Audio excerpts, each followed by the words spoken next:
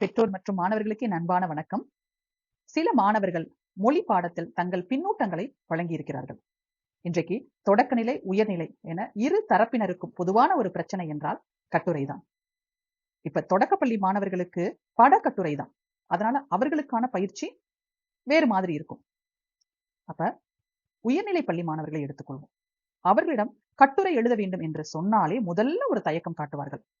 நாம நினைப்போம் வாக்கிய பிழைகள், சந்தி பிழைகள், எழுத்து பிழைகள் நிறைய வருவதனால் அவர்கள் தயங்குகிறார்கள் அப்படின்னு நினைப்போம்.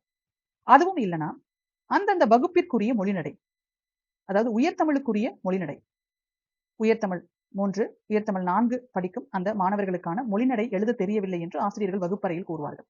அதனால் அவர்கள் தயங்குகிறார்கள் என்று நினைப்போம்.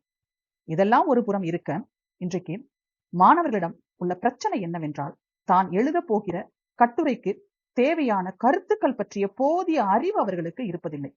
அப்படியே அந்த தலைப்பிற்கேற்ற கருத்துக்கள் அவர்களுக்கு தெரிந்திருந்தாலும் அவற்றை எப்படி வகைப்படுத்துவது, எதற்கு அடுத்து இதை எழுதுவது என்பது தெரியாமல் கட்டுரையில் மிக குறைவான மதிப்பெண் எடுத்து வருகிறார்கள். இது எல்லா மாணவர்களுக்கும் பொருந்தாது. அப்ப இப்படிப்பட்ட மாணவர்கள் என்ன நினைப்பார்கள்? நமக்கும் கட்டுரைக்கும் வெகு தூரம் என்று நினைத்து கட்டுரை பக்கமே அவர்கள் செல்வதில்லை. இது மட்டுமல்ல, மின்னஞ்சல், கருத்துக்களம் இவற்றிற்கான அந்த கட்டமைப்பும் தகவல்களும் தெரியாமல் அவர்களுடைய மதிப்பெண் முழுமையாக குறைவதை நாம் பார்த்து வருகிறோம். இப்ப இதற்கெல்லாம் என்ன காரணம் அப்படின்னு பெற்றோர்கள் கேட்க நினைப்பார்கள். இன்றைக்கு மாணவர்களிடம் வாசிப்பு பழக்கம் என்பது அறவே இல்லாததுதான். இன்றைக்கு பார்த்தோம் என்றால் பள்ளி பாடம், புறப்பாட நடவடிக்கை செயல்பாடுகள், துணைப்பாட வகுப்புகள் மாணவர்கள் பரபரப்பாக ஓடிக்கொண்டு இருக்கிறார்கள். அதனால நம்ம அவர்களை குறை சொல்ல முடியவில்லை. ஆனாலும் மொழி பாடம் அவசியம்னு அவர்கள் கடைசி நேரம் தான் உணர்கிறார்கள்.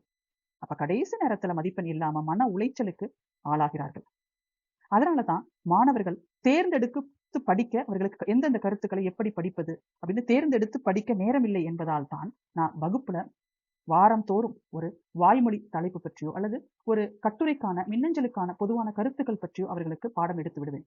அப்ப நாளடைவில் அவர்களுக்கு அந்த கட்டுரை தலைப்புக்கான கருத்துக்கள், அந்த தரவுகள் அவர்களுக்கு நிறைய விரல் நுனியில் வைத்து விடுவார்கள்.